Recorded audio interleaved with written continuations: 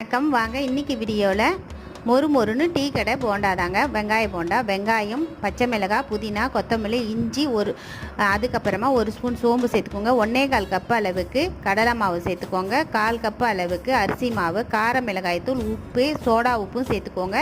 அப்போ தான் புசு புசுன்னு வரும். இது சமையல் சோடா உப்பு தான். இப்போ இதில் 2-3 ஸ்பூன் சூடான எண்ணெயை விட்டுக்கோங்க. நம்ம எண்ணெய் முன்னாடியே காய வச்சுட்டோம். இதை ரெடி பண்ண உடனே நம்ம டக்குன்னு அதில் போட்டுக்கலாம். இப்போ தண்ணி கொஞ்சம் கொஞ்சமாக விட்டு நல்லா கொஞ்சம் தலை பிசைஞ்சிக்கோங்க.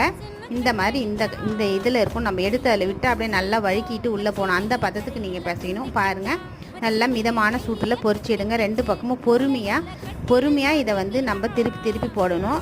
டக்குன்னு வேக விட்டுட்டிங்கன்னா உள்ளே வேகாது, மேலே மொறுமொறுன்னு இருக்கும். அவ்வளோதாங்க. இந்த வீடியோ பிடிச்சிருந்தா லைக் பண்ணுங்கள், ஷேர் பண்ணுங்கள், கமெண்ட் பண்ணுங்கள். செம்ம சூப்பராக இருக்கும். ட்ரை பண்ணி பாருங்கள். எவ்வளோ அற்புதமாக வந்திருக்கு பார்த்தீங்களா? நன்றி.